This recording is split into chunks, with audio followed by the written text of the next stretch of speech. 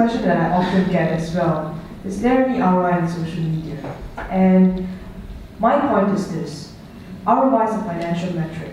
So before you think about social media ROI, you need to think about what is the ROI that you want to get out of your entire purpose of engaging on social media. Is it for sales? Is it for content? Is it for thought leadership? Is it for being more efficient? Is it for lead generation or whatever? Then you can get a social media ROI. Because, can I ask you guys something? Have you guys ever come across something called a TV ROI or a radio ROI? If there is a newspaper ROI, I don't think it'd be very high. Would you agree with that? So, I think it's very important for us to understand what is the business ROI that we want to achieve and how can social media help us to get there. Because I think that a lot of organizations, I mean, even the different brands that I have consulted on in my previous role and right now, we often think about being on social media just because everybody is there. We think in a very myopic fashion, we think of it in a very tactical way. But we don't think about how it connects to different parts of our organization. We don't think about how we can actually holistically combine everything together to make us and our organization better, faster, and stronger. This is what I always like to say, better, faster, and stronger. How do you use social media to resonate with your consumer, to be relevant, to get desired reach, and then you'll get ROI? Is it because of efficiency? Is it because of I don't know, savings, media savings, or whatever? It can be a lot of different things, but you have to determine it yourself as an organization.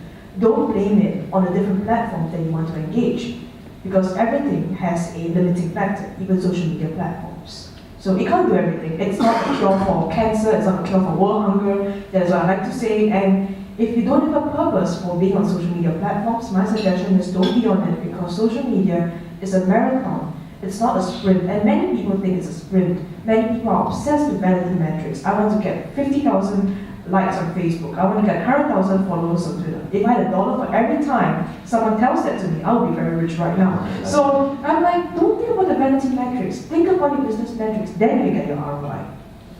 Thank you. Who else would like to add? Marco, please. In the sense I've got the microphone. Very good. So I think that a couple of observations. I absolutely agree with everything that Crystal has said in terms of it's very difficult. There isn't like one sort of social, media ROI.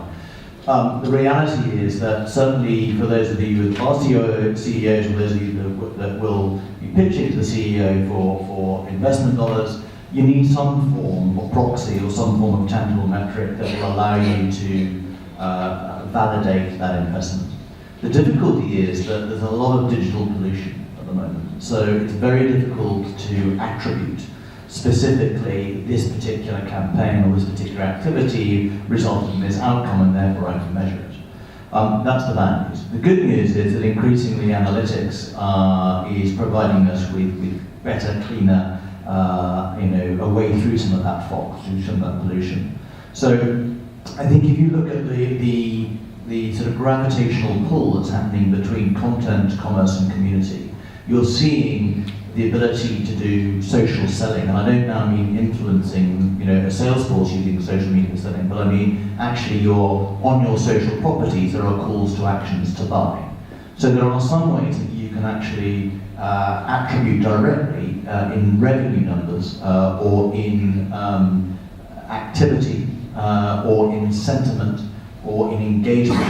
And what you have to look at with social media is not often the hard numbers, because it's sometimes difficult to justify the investment you might have to make to get a sale, but you have to look in terms of actually what it creates for you in terms of reach, in terms of network, in terms of influence, in terms of reputation. These are intangibles, and sometimes they're difficult to measure.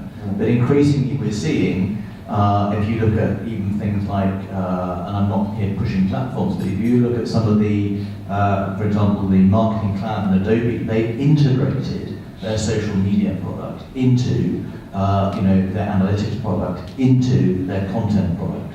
So what you're beginning to see now is a way that you can actually start to gain some specific metrics and analytics around activity.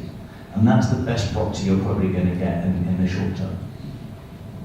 Thank you.